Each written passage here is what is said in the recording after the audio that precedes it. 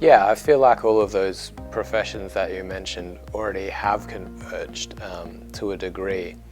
And so I guess the real question is how much more integration and convergence can they go through, and how much of the original industries and the original practices of those professions will endure in the new converged environment. There is already a very significant interaction between PR and journalism that's happening, and it's not necessarily a good thing for the quality of news, for the quality of journalism, of course.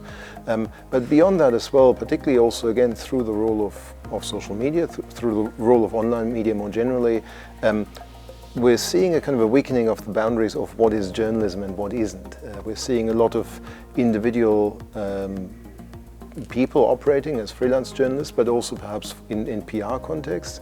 We're seeing some outlets being set up that seem to be working on a journalistic basis, but essentially are doing PR for particular companies, for particular products as well. So because, particularly in an online context, those boundaries are not always very clear. We're already seeing a crossover between these different groups. Now that's not necessarily a good thing. In fact, it's quite certainly a bad thing in some contexts, because there is for the user of journalism, for the audience of journalism, it becomes harder and harder now to distinguish between genuine, carefully researched and verified journalistic content and other content that is simply coming out of a commercial promotion that's trying to sell you a product or promote a particular service. So for audiences, it's becoming harder and harder to tell, I think, what the difference is between news and PR, and that certainly is a problem. I think that's a tough one, but I think ultimately as industries, no, I don't believe they're going to converge. I think they will always have their own independent place, and I think it's important that they do so.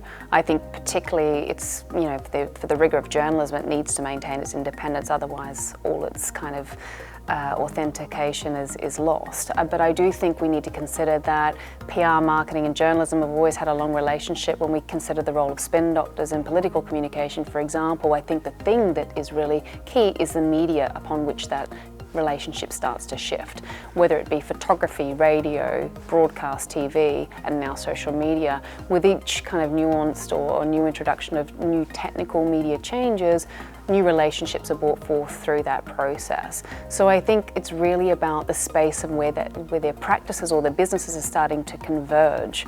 I think the practice of journalism is becoming more participatory, and that's also shaping a lot of those practices. But I think ultimately we do really need to maintain the independence of journalism, and it does perform a really integral role in society. We need to be able to really clearly identify the fluff from the fact. So I don't think they're going to converge, and I think it's becoming, they are becoming a bit closer. I think that there is more, there are more tensions between, journalists who want to do,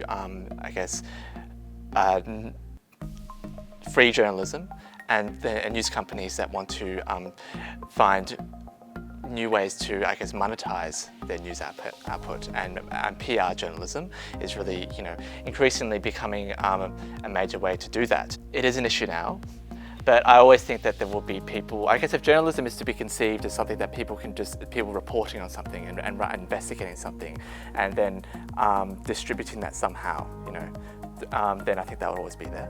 So I think that journalism will always be there in some form. And I think that, for example, blogging is a good example of where there's some journalism is being performed outside of the major news companies. So that kind of journalism will always be there. But there is a tension, and I guess we can see that through the rise of native advertising. It's sort of where it's basically sponsored content. That is becoming more prominent in news outlets, particularly in emerging youth outlets like BuzzFeed and Junkie and Pedestrian in Australia. These outlets rely predominantly on native advertising, but they also demonstrate that native advertising can also be not beneficial, not good, but not bad if done well.